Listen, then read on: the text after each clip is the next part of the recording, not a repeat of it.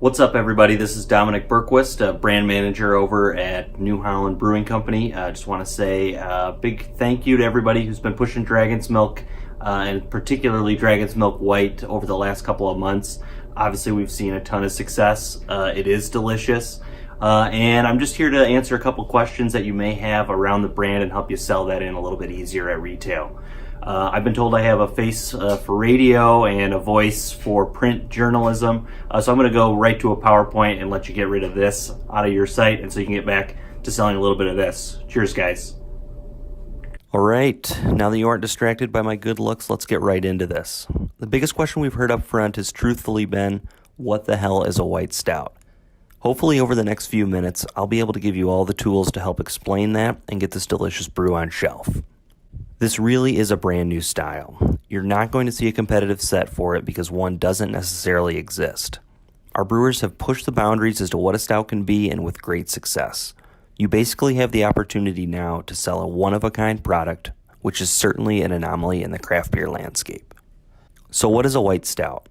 It's typically a golden or blonde ale that uses adjuncts, which I'm going to come back to shortly, to create those flavors that you would normally find in a stout that are usually brought on by roasted malt, which is omitted here.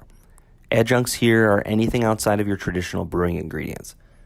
In this case, we're using real coffee, chocolate, and vanilla to give this stout those sweet and roasted notes. Remember, this beer is also barrel-aged for a month in fresh bourbon barrels, which is going to give those ingredients time to mellow out, as well as add some of that light copper color. A white stout is not just a coffee pale ale. So much more goes into that than just the addition of adjuncts. I'm going to keep the process a bit closer to the vest when it comes to how we produce such a creamy, soft texture, but it certainly sets itself apart in more ways than one. So why create a beer that has no peers? That really is the answer, frankly. We know that the craft beer drinker is seeking new drinking experiences all the time, as evidenced by the quote-unquote rotation nation culture of craft on-premise.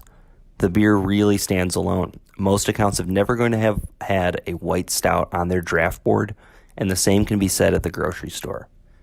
The initial demand speaks to that desire, and we feel this beer is so good, consumers are going to be falling over themselves to buy it again and again. Dragon's Milk is the authority in the marketplace when it comes to bourbon barrel-aged stout, and this really benefits this beer.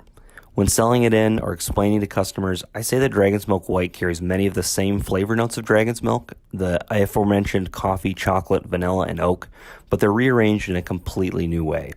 Once you pour that first hazy golden pint, they're going to be hooked. We call this beer a white stout because that's what it is. You're getting stout flavors in a wild golden liquid, and there's no better way to describe that in 2 words than white stout. Finally, it's just a better name than barrel-aged coffee, cocoa, golden cream ale. Try printing that on a can. I dare you. That's all for now. Thanks for listening, and thank you so much, most of all, for your support. Please feel free to reach out to me at any times with any questions. Cheers.